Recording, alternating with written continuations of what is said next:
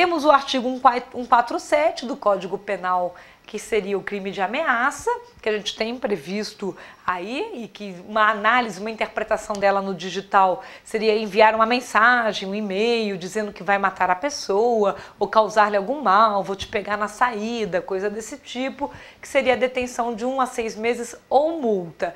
Aí, de novo, é aquela ameaça que pode ser feita anônima, de alguém dizendo: estou vigiando você na sua casa, sei aonde seus filhos estudam e a pessoa sentir: meu Deus, não vou mais poder sair de casa, e a gente tem aí uma penalidade que pode ser substituída por multa, então é muito branda, né?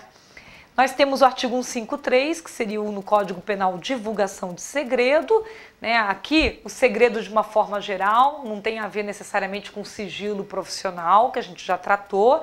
Então, enviar uma mensagem a outros contendo informação considerada aí segredo de alguém, né? Então, a pessoa teria que poder também demonstrar que aquilo é um segredo. Esses crimes, quando envolve sigilo profissional, segredo, às vezes eles são difíceis de tipificar. Porque é muito comum o infrator dizer que não sabia que não podia contar, não sabia isso e aquilo. Aí a gente acaba resolvendo isso na parte civil, de assinar acordos de confidencialidade e aí classificar a informação, deixando claro que ela é confidencial, ou que ela é interna, que ela é restrita, que ela é secreta, ultra secreta, porque aí se eu tenho esse termo de confidencialidade assinado entre as partes, ou colocado em cláusula, em contrato, e eu tô com a informação classificada, é difícil da pessoa dizer: ah, eu não sabia, e a gente tem dificuldade de imputar o crime. Temos aí o artigo 154, né, de violação de segredo profissional, como foi dito. 155 é o Código Penal, aí o furto. Então, conduta digital seria, por exemplo, a transferência financeira do Internet Bank com dados bancários de terceiro, então tirar o dinheiro de uma conta e transferir para outra, né? A gente até acaba interpretando isso num outro momento como furto mediante fraude. Eu me fiz passar pela pessoa da conta usando a senha dela e transferi aquele dinheiro. Aí é reclusão de 1 a 4 anos e multa. O caso específico de furto, que nós já comentamos no início da aula, do desafio do Ctrl+C, Ctrl+V. Ainda quando você tem transferência de dinheiro, fica mais fácil de você configurar o furto. Mas fora isso, já que dinheiro é um dado eletrônico e ele realmente se torna indisponível, eu não dou Ctrl+C ou Ctrl+V numa conta bancária, eu não transfiro dinheiro e deixo. Também as outras partes relacionadas a informações e dados, o furto de informação puro, tem bastante dificuldade de punir com a lei vigente. O crime de dano, que nós falamos um pouquinho antes, quando eu mencionei Código Civil, tá agora aqui o artigo, que é 163 do Código Penal, e você vê, né, o crime de dano é leve, é baixo, é detenção de 1 a 6 meses ou multa, então acaba que isso gera ou estimula o próprio crime. Hoje em dia, como eu não tenho o crime de fazer arquivo malicioso, de programar, para ser mais tecnicamente exato, apurado, eu acabo, quando eu pego alguma situação de phishing, de vírus, tendo que punir por dano. Ou seja, você pega uma espécie de crime colateral, né? Ao invés de ser um crime principal, que pudesse ter uma punição exemplar, você usa um crime colateral com uma punição mínima que converte em multa, que vai virar aí pagar uma cesta básica. Temos o artigo 184 do Código Penal, que fala sobre a pirataria, infração de direito autoral, né, que seria copiar um conteúdo e transferir sem autorização, baixar MP3, filminhos, videozinhos, tudo isso estaria aí. Só que qual é o nosso desafio? É a melhoria da lei de direitos autorais para permitir ao dono proprietário que baixou um conteúdo, que adquiriu um CD de música, converter formato. A nossa lei não permite conversão de formato, então por causa disso hoje, quem tem um CD de música e converte ele todo em MP3, a pessoa já entrou no artigo 184. E quando você diz que todo mundo virou criminoso, então ninguém é criminoso, né? Porque vira um comportamento coletivo que você não consegue gerar restrição de conduta, então é como se fosse algo que tivesse que ficar aceito. É diferente de você baixar um conteúdo de origem duvidosa, que foi botado lá de forma ilegítima. Estou dizendo alguém que adquira esse, digamos, conteúdo mais amarrado num suporte físico originário, que queira migrar de suporte ou migrar de formato. A nossa lei de direitos autorais hoje exige que haja prévia autorização sobre isso, senão você está infringindo a lei e ainda praticando aqui a pirataria. A detenção de 3 meses a 1 ano ou multa, e se a violação tiver intuito de lucro, aí é a pena maior, é a segunda parte do crime, que seria a reclusão de 1 a 4 anos e multa. É bem importante reforçar que você tem um direito, pela lei de direitos autorais, de gerar uma cópia de copista, que seria a cópia de manuseio, mas ela prevê isso para trechos da obra.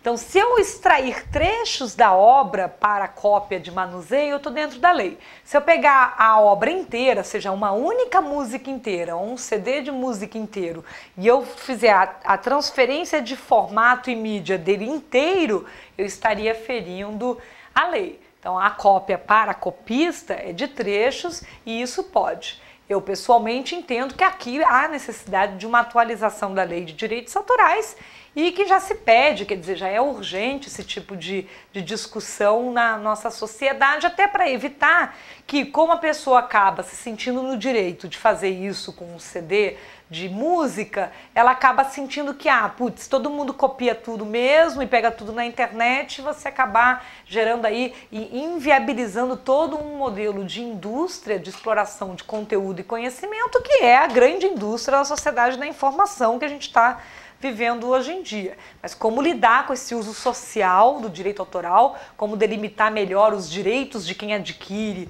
o conteúdo, sem, por um lado, todo mundo virar criminoso e sem, por outro lado, nada ser crime, porque aí você acaba inviabilizando a própria inovação e assim por diante. Nós temos o artigo 208, um exemplo, o Código Penal, que trata de escárnio por motivo religioso. Então, criar uma comunidade virtual ridicularizando pessoas por conta da sua religião, estaria já aí capaz de ser tipificado. De novo, eu reforço, essas são interpretações de condutas digitais, de crimes existentes, que é aquela categoria que a gente comentou dos crimes digitais impróprios. E que, por isso, o que valeria é uma releitura do Código Penal para atualizar todos esses artigos, até para determinar uma pena maior quando acontece nesse ambiente eletrônico e digital, por causa da sua repercussão, da forma como ele é disseminado, do seu alcance global. Então, a detenção aqui seria de 1 mês a 1 ano ou multa. De novo, toda vez que a gente pega um desses crimes que você pode converter em multa, e sendo a multa hoje, em geral, um salário mínimo, ele acaba estimulando uma conduta ilícita, ainda mais pela questão da prática do crime na internet. E você deixa aí uma vítima, talvez com um problema de dano à sua imagem e reputação, que ela talvez nunca mais consiga tirar aquele conteúdo do ar, e o infrator vai estar, quando conseguir ser pego e conseguir provar a autoria e pegar, levemente punido. Isso daí é desanimador. O artigo 233 do Código Penal trata já de ato obsceno. Então, publicar uma foto na rede de relacionamento contendo gestos ou imagens obscenas já cairia aí em ato obsceno, detenção de 3 meses a 1 ano ou multa. Temos o artigo 20 da Lei 7716 de 89, que é a que trata do combate aí à discriminação por preconceito de raça, cor, etnia, religião ou procedência nacional. Então é lógico que eu participar de uma comunidade discriminando pessoas pela etnia, ou mesmo discriminando as pessoas até por origem de nacionalidade, você ter a prática do crime. Ele é um crime já mais rigoroso, a pena é grande, a reclusão de 1 a 3 anos e multa, e você tem aí a possibilidade, é lógico, até de aumentar essa pena, deveria ter, né, quando é na internet. É curioso porque, como a gente falou, que o computador não tem contexto, até comediantes no Brasil, celebridades, têm tido problema de fazer comentários discriminatórios na rede social e depois poder ter uma denúncia contra ele do próprio Ministério Público, né? Então, pense bem, essa situação. Como é que vai explicar que foi uma piada, foi uma brincadeira? Vai ser interpretado sempre o texto literal do que foi colocado na internet. Temos o artigo 33 da Lei 11.343 de 2006 de tráfico de drogas, né, que seria, por exemplo, criar ou participar de comunidade para vender um lança-perfume ou drogas ilícitas, reclusão de 5 a 15 anos e pagamento de 500 a 1.500 dias multa. Só que aqui é aquela história de que eu tinha comentado. Você não tiver o contato com a droga em si, né, como é que você conseguiria tipificar melhor isso? Aqui há uma lacuna, há uma necessidade. Normalmente, quando é pego, consegue ter prisão mesmo de quando pega com a droga. Então, eu vi lá a comunidade, vou atrás do número do IP, que estava conectando a internet para fazer o upload daquele conteúdo. Aí vou no número do IP, peço que a operadora de banda larga informe quem era o usuário assinante, que informe o endereço dele, vou atrás do endereço dele na casa dele e consigo materialização da droga e aí sim aplicar completamente o tráfico de drogas. Mas simplesmente colocar a divulgação de participar ou de vender acaba ficando mais naquela situação de incitação ao crime do que no tráfico de drogas em si. Vai depender muito dessa capacidade de juntar aí a pessoa à droga, né? Fazer essa junção. Temos o artigo 282 do Código Penal, do exercício ilegal da medicina, então vender medicamento controlado pela internet sem prescrição médica, né, oferecer de repente fórmulas milagrosas para a pessoa emagrecer e você não ter essa formação para isso, aí a detenção de 6 meses a 2 anos. Nós temos o artigo 287, que é o da apologia ao crime, incitação, apologia. Então, um exemplo é criar uma comunidade para ensinar a fazer ligação clandestina na TV por assinatura, que seria fazer um gato. Então, muita coisa acaba caindo aqui, dessa apologia ao crime, essa incitação ao crime. Porque nem sempre você consegue materializar aquela ocorrência. Então, como se a pessoa estivesse promovendo o crime em si, não necessariamente praticando o crime. Então, promover versus praticar, aí cairia aqui na apologia ao crime, como nós falamos. O artigo 307, que eu já disse antes, que é o da falsa identidade. Então, eu colocar um remetente falso, fazer um cadastro com o nome de outra pessoa. O que é importante da falsa identidade é que comete o crime, se você emprestar senha para outra pessoa, comete o crime os dois. Quem emprestou, que participou também daquele que fez uso da senha. Agora, se você simplesmente é uma vítima, ou seja, eu sou uma pessoa e alguém usou meu nome para poder mandar um e-mail falso, falar alguma coisa contra alguém, aí eu sou vítima e a pessoa que tenha feito aquilo é que praticou a falsa identidade. E é muito comum também vir junto a falsidade ideológica por conta da informação que é colocada além da falsa identidade. Muitos dos crimes hoje acabam batendo em falsa identidade, porque às vezes é aquela história, é um crime colateral. Para eu praticar o crime, não tem como não estar sendo fingindo ser outra pessoa, ou seja, praticando uma falsa identidade, isso é muito comum na internet. E o crime em si, que a pessoa fez, então, eu mandei e-mails fraudulentos para outras pessoas com vírus, me fazendo passar por alguém. E olha que curioso, quando um computador é infectado por um vírus, ele manda e-mail com vírus para as outras pessoas usando a caixa postal daquela pessoa. Então eu estou usando a caixa postal dela e o nome dela para mandar o vírus para os outros numa conduta automatizada. Como que eu vou pegar quem é que está fazendo isso? Isso é uma lacuna, isso é um tipo de crime hoje com dificuldade de conseguir ser pego, né? Temos aí, então, as alterações, as modificações que a gente fez no Código Penal para a parte da administração pública. Então, o artigo 313b, que foi criado, modificação ou alteração não autorizada de sistemas de informação. Funcionário público acessa uma rede e altera informação sem autorização. Detenção de 3 meses a 2 anos e multa. Temos o artigo 345, que seria o exercício arbitrário das próprias razões, é literalmente a frase que eu gosto muito, que é fazer justiça com o próprio mouse, então não se deve fazer justiça com o próprio mouse.